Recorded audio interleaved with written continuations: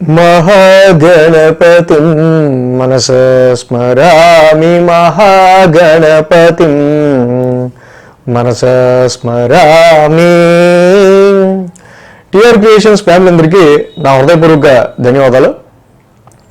So అలాగే ఈ 28వ తారీఖు నుంచి 4వ తారీఖు వరకు కూడా ఈ సెప్టెంబర్ మాసం ఎండ్ అయిపోతే అక్టోబర్ మాసం మొదలవుతుంది.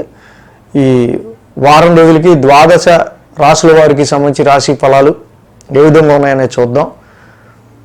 సో మేజర్గా మనం చూసినట్టయితే కనుక గత వారంలో ఏదైతే చేంజెస్ వచ్చాయో శుక్రుడు, రవి, బుధ, కుజ ఇలా మాసగ్రహాలన్నీ కూడా మారడం, డెఫినెట్లీ కంపేర్ చేస్తే 2 వారాల క్రితంతో పోలిస్తే పోయిన వారం నుంచి అన్ని రాశుల్లో కూడా చలనం కనిపిస్తుంది. సో మచ్ ఆఫ్ చేంజెస్ అని ప్రతి రాశికి కూడా గత వారం నుంచి ఏర్పడ్డాయి. సో చాలా చేంజెస్ అనేవి కూడా రావడం మనం గమనించవచ్చు గత వారం నుంచి. సో ఇక్కడ మిథున రాశిలో గురుడు, సింహరాశిలో శుక్రుడు, కేతువు, కన్యారాశిలో రవి, బుధ, తులారాశిలో కుజుడు, అలాగే కుంభరాశిలో రాహు, మీన రాశిలో శని. సో ఇలాగా ఈ గ్రహాల యొక్క సంచారం మనకు కనిపిస్తూ ఉంది. చంద్రుడి యొక్క స్థాన సంచారం కూడా మనం చూసుకున్నట్లయితే కనుక ఇక్కడ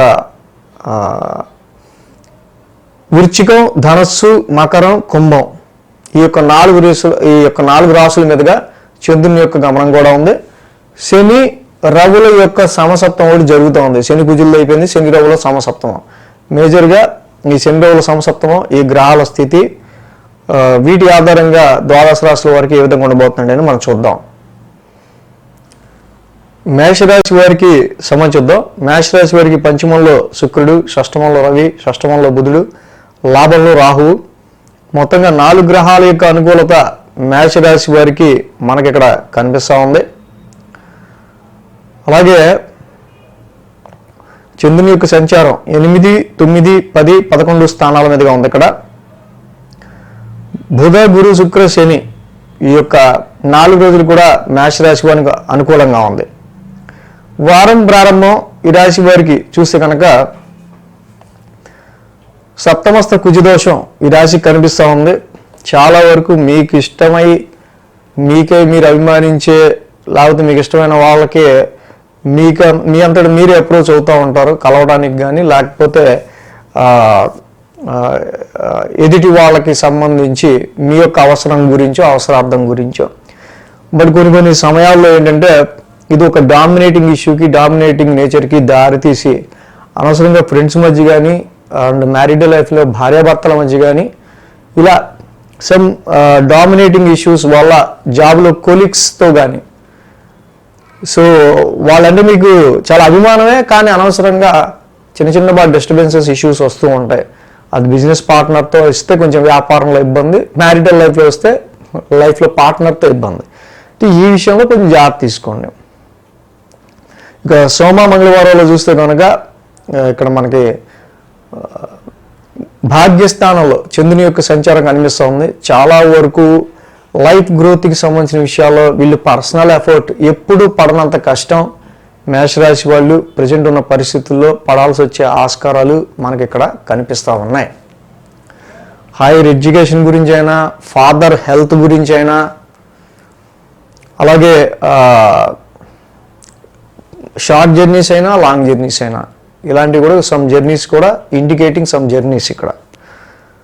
సో ఇక్కడ బుధ, గురు, శుక్రవారాల్లో మనం చూస్తే కనుక దశమ స్థానంలో చంద్రుని యొక్క సంచారం, దశమ స్థానంలో చంద్రుడు యోగిస్తాడు. బట్ నెమ్మదిగా హెక్టిక్గా మారుతున్న మీ జాబ్ షెడ్యూల్ కానీ, ప్రొఫెషనల్ మ్యాటర్స్లో అనుకున్న ఫలితాలు మీ కంపెనీ పొందే విషయంలో కానీ, లేకపోతే మీ వర్క్ ఆఫ్ క్వాలిటీ విషయంలో కానీ ప్రొఫెషనల్ పరంగా కొంచెం స్ట్రెస్ అనేది పెరుగుతూ ఉంటుంది. ఎందుకంటే శనికి రవి సమసప్తమంలో ఉంటున్నారు. ఇక్కడ ఈ రెండిటి యొక్క సమసప్తమం ఏదైతే ఉందో అది చాలా వరకు కూడా ఈ రాశి వాళ్ళకి సంబంధించి మేజర్గా ప్రొఫెషన్ పరంగా, హెల్త్ పరంగా కానీ కొన్ని విషయాల్లో ఇటు ఎడ్యుకేషన్ పరంగా అయినా, సంతాన పరంగా అయినా సరే, ఇన్వెస్ట్మెంట్స్ విషయంలో కూడా మీరు పెట్టుకున్న ఎక్స్పెక్టేషన్స్కి, ఎక్స్పెండిచర్స్కి చాలా వరకు ఇక్కడ వ్యత్యాసం ఉండే ఆస్కారాలు కనిపిస్తూ ఉన్నాయి. మేషరాశి వారు ఈ పాయింట్లో కొంచెం జాగ్రత్త తీసుకోవడం అవసరం. వారాంతానికి చూసినట్టయితే కనుక లాభస్థానంలో చంద్రుని యొక్క సంచారం. ఫస్ట్ నుంచి చెప్తున్నా, కొద్ది గొప్ప ఈ రాశి వాళ్ళకు ఉన్న మేజర్ బెనిఫిట్ ప్లస్ పాయింట్ ఏంటంటే మెయిన్గా రాహు యొక్క సంచారం ఈ రాశి వాళ్ళకి మేజర్గా ఇక్కడ లాభస్థానంలో నడుస్తూ ఉండడం అని. చాలా వరకు బెస్ట్ మీరు ఇవ్వగలిగినంత ట్రై చేస్తారు. అన్ని విషయాల్లో ఎంత ఖర్చు అయినా మళ్ళీ దానిలో ఎంతో కొంత గెయిన్ని ప్రాఫిట్ని సంపాదించడానికి చాలా వరకు మీ వంతు ప్రయత్నాలు చేస్తారు. ఈ ప్రయత్నమే కానీ ఖర్చుగానే ఉండే ఆస్కారాలు కనిపిస్తూ ఉన్నాయి. సో పంచమంలో ఉన్న శుక్రుడి వల్ల కొంతవరకు సంతాన పరమైన విషయాల్లో రవి యొక్క దోషం కనిపిస్తున్న కొంచెం ప్లెజెంట్నెస్ ఉండడం. ఈ యొక్క